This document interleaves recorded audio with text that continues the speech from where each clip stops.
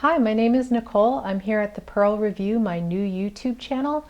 I'm doing a series on classics and personal favorites for people who are considering these books and just going over why I think they're special, why they're worth reading. So today I'd like to talk about Middlemarch by George Eliot. This book was published serially between 1871 and 1872, set in the fictional town of Middlemarch, England, between the years of 1829 and 1832. George Eliot specifically chose these years because she found them formative in English history. They helped shape the society that she lived in during her own time.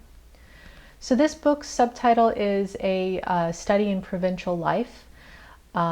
It is the story of the entire town, and it is considered one of the greatest books ever written in the English language. It's really well loved.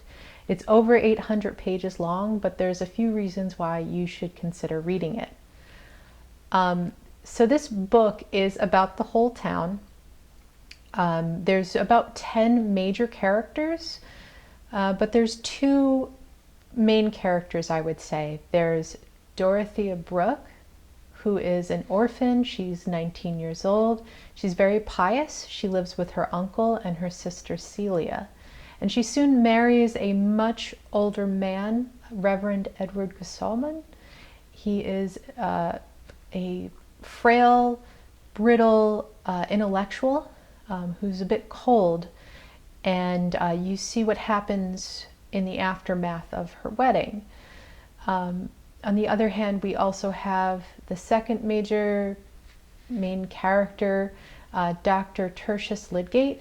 He's an arrogant young doctor who comes into the town as a new man in town that's looking to establish a local practice and revolutionize, the medicinal practice within the area.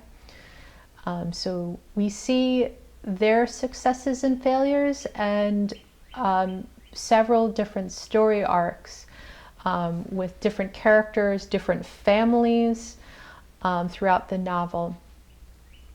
This book is very well loved. A famous quote in terms of its reception is Emily Dickinson's, "What do I think of Middlemarch? What do I think of glory?" So there's something really special about this book, and immediately what comes to mind for me personally is George Eliot's ability to portray people. She is uncommonly gifted and uncommonly empathetic. There will be characters that you'll read in this novel that initially you don't like at all, and then you find yourself rooting for them in the end. There is something very humanistic and realistic about her portrayals, and there's almost a sociological,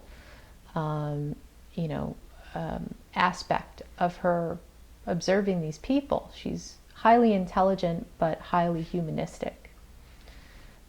This book is also interesting because it seems to ask what is a woman's role in society during George Eliot's time and the time that she sets the novel in. Dorothea is a very deep character, but she's very young, so you follow her in trying to navigate this. What are the reaches? What are her limitations? How can her expectations be met? How does one live a meaningful life? This book is very warm. There's a richness to it, and it feels like a pageantry of life. There's an REM album that's called Life's Rich Pageant, and that's kind of what I think of when I think of the book Middlemarch. There's not really a lot of intellectual things that I can sink my teeth in here to share with you.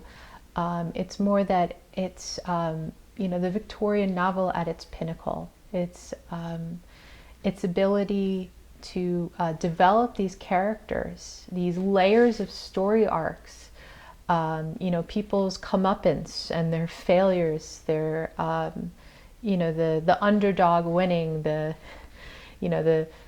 the hypocrite finally exposed. All of these things are in this story, and it's a really wonderful read, and it's very well thought out and special. So if you have read this book, please, feel free to comment below if you loved it, if you hated it, some other thoughts on the novel. And thanks so much for listening.